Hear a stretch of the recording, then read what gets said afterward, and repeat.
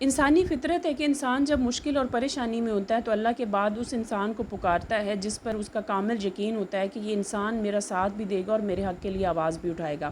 جیسے آج ایک فلسطینی صحافی نے تمام فلسطینیوں کے جذبات کی عکاسی کرتے ہوئے ایک ٹویٹ کیا اور انہوں نے درخواست کی کہ جنرل صاحب میں آپ سے درخواست کرتا ہوں کہ صرف ایک دن کے لیے عمران خان صاحب کو جیل سے نکال دیں تاکہ وہ دنیا میں ہمارے حق کے لیے آواز اٹھا سکیں، ایک سٹرونگ وائس ریز کر سکیں، کیونکہ انہیں پتہ ہے کہ ایک عمران خان ہی مسلم امہ کا وہ واحد لیڈر ہے اس وقت جو مسلمانوں کے حق کے لیے لڑ سکتا ہے اور آواز بلند کر سکتا ہے۔ اب اس سے اندازہ لگا لیں کہ عمران خان کی اہمیت پوری دنیا میں کتنی ہے۔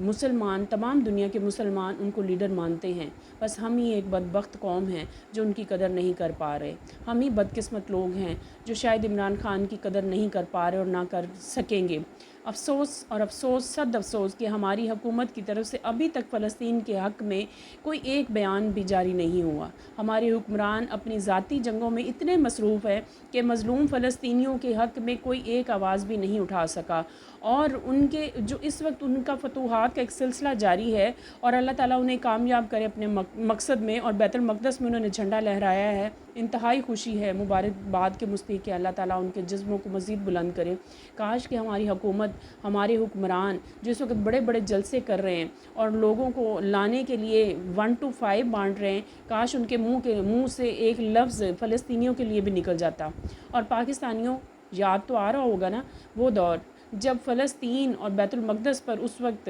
اسرائیلی فوج بمباری کر رہی تھی، وہاں پر ڈرون حملے جاری تھے، فلسطینیوں کو بے دردی سے مارا جا رہا تھا، اور اس وقت ان مشکل حالات میں شاہ محمود قریشی صاحب بطور وزیر خارجہ فلسطین گئے تھے، فلسطینیوں کے ساتھ کھڑے ہوئے تھے، اقوام متحدہ میں فلسطین کے لیے آواز اٹھائی تھی، اور انہوں نے جا کے فلسطینیوں کا حوصلہ بلند کیا تھا، ان کے ساتھ کھڑے ہونے کا وعدہ کیا تھا، ان کا ساتھ دینے کا ارادہ کیا تھا۔ تو یقیناً اب